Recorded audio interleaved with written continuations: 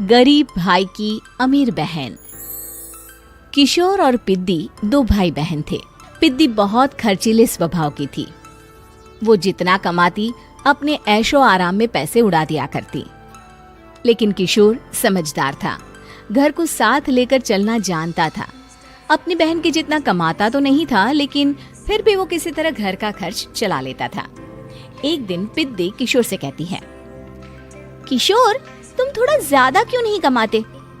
मेरे दोस्त रोज मेरा मजाक उड़ाते हैं। अरे बहन, मैं कोशिश तो कर रहा हूँ।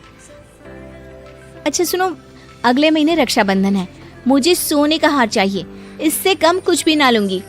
अरे दिला दूंगा बहन। किशोर को पूरी रात नींद नहीं आती। उसके दिमाग में बस ये चल रहा था कि उसकी माली हालत इतनी बिगड़ चुकी है, अब वो सोने का हार कहाँ से लाएगा। अगले दिन किशोर सुबह सुबह घर से ये बोलकर निकल गया कि पिद्दी, मैं गांव से बाहर जा रहा हूँ, कुछ दिन घर नहीं आऊंगा। किशोर ने अपने काम के साथ साथ फेरी में कपड़े बेचने भी शुरू कर दिए, जिससे वो ज्यादा से ज्यादा पैसे कमा सके। रात में वो एक बिल्डिंग की चौकीदारी भी करने लगा। अपने काम से थोड़ा बहुत समय निकालकर बस कुछ घंटे की नींद ले पाता था।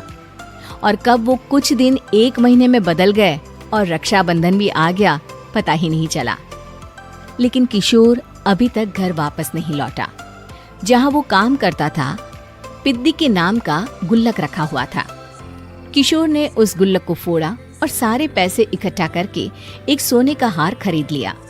घर में पिद्दी किशोर का इंतजार कर रही थी। तभी किशोर आता है। कहाँ चले गए थे? 4 दिन का कहा था और 1 महीने से पता नहीं कहाँ गायब हो गए थे। मैंने बस एक हार मांगा था और तुमने तो घर ही छोड़ दिया। अरे मुझे थोड़ा काम मिल गया था। कुछ नहीं, सब समझती हूँ, बहाने थे तुम्हारे। अपनी बहन के लिए इतना भी नहीं कर सकते, कैसे भाई हो? चलो यहाँ बैठो, राखी बांधती हूँ। पिद्दी ने किशोर को राखी बांधी। वैसे ही किशोर ने अपनी बहन के हाथ में सोने का हार रख दिया। उसकी खुशी का कोई ठिकाना नहीं था। वो मिठाई खिलाए बिना ही नेकलेस लेकर चली गई और शीशे के सामने अपने गले में हार रखकर देखने लगी। किशोर ने लड्डू उठाया और खुद ही खा लिया। ऐसे कई साल गुजर गए। एक दिन पिद्दी की नौकरी छूट गई। अब वो पूरी तरह किशोर पर डिपेंड हो गई थी। आए दिन किशोर को अपने महंगे महंगे शौक गिनाकर उससे पैसे मांगा करती थी। किशोर, कुछ पैसे देना, मुझे पार्लर जाना है। किशोर बिना कुछ बोले उसे पैसे दे देता। ये क्या, 500? अरे इतने में तो मुझे पार्लर में एंट्री मिलेगी बस। अच्छा, देता हूँ ना ज्यादा। अरे कैसे भाई हो, अपनी बहन के लिए इतना भी नहीं कर सकते। किशोर ने जेब से 2000 का नोट निकाला और उसे दे दिया। किशोर गरीबी में रह लेता था, लेकिन अपनी बहन को कभी कोई कमी नहीं होने देता था। बेटा, पिद्दी तुम्हारी बहन है, उसे कभी किसी चीज की कमी मत होने देना और उसका ध्यान रखना, क्योंकि भाई का फर्ज होता है अपनी बहन का ध्यान रखना। किशोर ने माँ की कही ये बात हमेशा के लिए याद कर ली थी। शायद माँ की इसी बात की वजह से किशोर पिद्दी की हर जिद पूरी करता चला आ रहा था। किशोर, आज मैं अपने दोस्तों के साथ पार्टी करने जा रही हूँ, मुझे कुछ पैसे दो ना। किशोर पिद्दी को समझाता है, लेकिन पिद्दी नाराज होकर चली गई और अपने कमरे में सुबक सुबक कर रोने लगी। किशोर अपनी जेब से कुछ पैसे निकालता है और पिद्दी को दे देता है। किशोर खुद कभी अच्छे कपड़े नहीं पहनता, लेकिन पिद्दी को राजकुमारी की तरह रखता। पिद्दी के जाने के बाद किशोर अपने काम पर निकल गया। एक तरफ पिद्दी अपने दोस्तों के साथ मस्ती कर रही थी, तो वहीं दूसरी तरफ किशोर पैसे कमाने के लिए कड़ी मेहनत कर रहा था। कुछ और दिन ऐसे ही बीत गए। एक दिन पिद्दी एक लड़के को लेकर घर आई और उसे किशोर से मिलवाया। किशोर, मुझे इस लड़के से शादी करनी है, लेकिन इनके मम्मी पापा बोल रहे हैं कि उनको दहेज में एक कार चाहिए, तभी वो मेरा और पंकज का रिश्ता कबूल करेंगे। लेकिन बहन, कार खरीदना कोई सब्जी खरीदने के बराबर तो नहीं है। अरे कैसे भाई हो तुम, अपनी बहन के लिए इतना नहीं कर सकते? देखो, मैं ज्यादा इंतजार नहीं कर सकती, तुम्हें 1 साल में मेरे लिए कार खरीदनी ही होगी।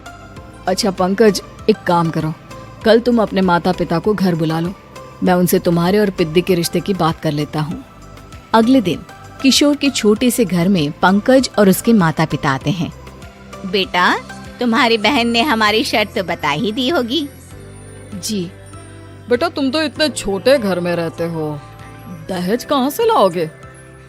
मैं अपनी बहन की खुशी के लिए सब कुछ कर सकता हूँ। पंकज और पिद्दी का रिश्ता तय हो जाता है। किशोर अब अपनी क्षमता से 4 गुना ज्यादा काम करने लगता है। सुबह सबके घरों में न्यूज़पेपर फेंकता, दिन में मजदूरी करता और रात में चौकीदारी करता। खूब मेहनत करके किशोर ने अपनी बहन की शादी के लिए पैसे जुटा लिए। उसने अपनी बहन के लिए कार खरीद ली। जब वो पिद्दी के ससुराल वालों से मिलने गया तो उन्होंने किशोर से और पैसों की मांग की। इस बार किशोर हार चुका था।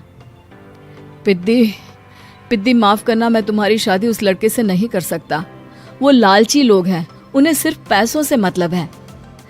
देखो किशोर, मैं पंकज से ही शादी करूंगी। क्योंकि पिद्दी ने तो किशोर की बात न मानने की जैसे कसम खा रखी थी। किशोर ने पंकज को घर बुलाया। पंकज, तुम अपने माता पिता को समझाते क्यों नहीं हो?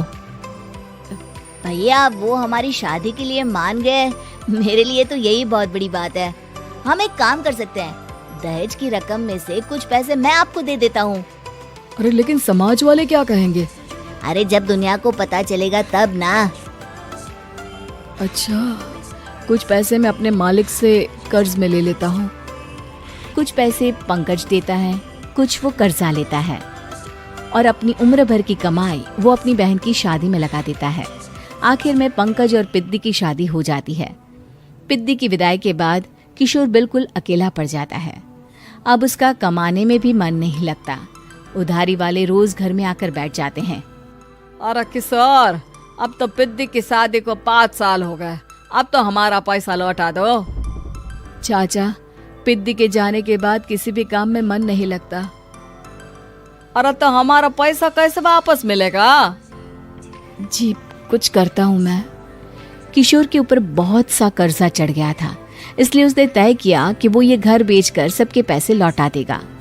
अगली सुबह शहर के किसी साहूकार को उसने अपना घर बेच दिया और सबके पैसे लौटा के वो गांव छोड़कर चला गया।